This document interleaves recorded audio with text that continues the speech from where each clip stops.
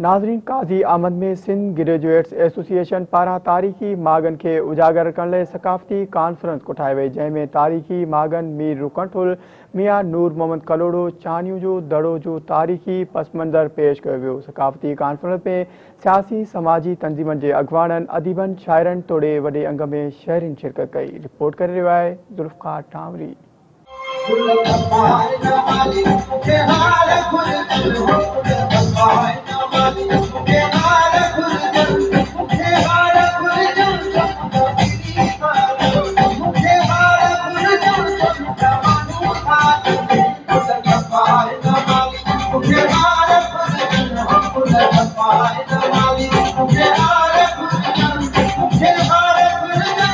जी नाज़रीन, जे सगा तंज़ीम पर आज सकाफ़त कॉन्फ्रेंस कोठाई हुई है। इन हवाले से जो अगवान आहिनि, जेके मेहमान आहिनि, उनखां पुछूं था सकाफ़त बाबति छा था ॿुधायो। सिंध ग्रेजुएट्स एसोसिएशन के चेयरमैन की हैसियत में दोस्तनि मूंखे हिते हाज़िर थियण जो हुकम ॾिनो।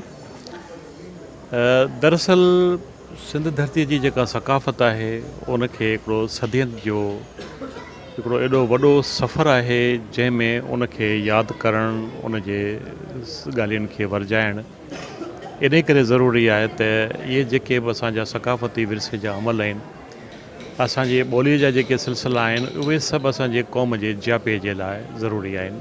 अॼु ही जेको मेड़ाको शहीद बेनज़ीराबाद डिवीज़न में कोठायो वियो आहे सकाफ़त कॉन्फ्रेंस जे सॻे हेठि, उन में मीर रुकनठुल मियाँ जा जेके मियाँ मोहम्मद कलोड़े साहब जूं जेके आहिनि मज़ारूं, उहे चांहियूं जो दड़ो, उन ते रिसर्च स्कॉलर असां घुराया आहिनि। उन खां अलावा हिन आस पास जा जेके असांजा मुख़्तलिफ़ ब्रांचनि जा सदर, जनरल सेक्रेटरी ऐं हितां जा आवाम जा माण्हू उहे आया आहिनि। इन पोयां हिकिड़ो मक़सदु आहे, उहो इहो आहे त हिकिड़ो वॾो हथियार आहे हिन जदीद दौर में, घुट ऐं ॿुसट वारे माहौल में, उहो आहे असांजी सकाफ़त। मां vice chairman Sindh graduate association मरकज़ आहियां। जीअं त अॼु जेको आहे सो असां काज़ी अहमद में आया आहियूं, जेको सकाफ़ती कॉन्फ्रेंस आहे, जंहिंमें असांजा मियां जा कुब्बा नूर कलोड़ो सिंध ग्रेजुएट एसोसिएशन जो ख़ासि मक़सदु जेको आहे, मोटो आहे, उहो तइलीम, सिहत ऐं सकाफ़त। तइलीम ते असां पंहिंजी पूरी सिंध ग्रेजुएट एसोसिएशन पंहिंजा 23 स्कूल आहिनि, रोशन तारा स्कूल आहिनि, उते कमु कयूं पिया। ये सिंध जे तरक़ीअ जे केतिरी तरक़ी याफ़्ता सिंध हुई, उन जा ही उञाणनि, हिननि खे उजागर करणु असां सभिनी जो फ़र्ज़ु आहे।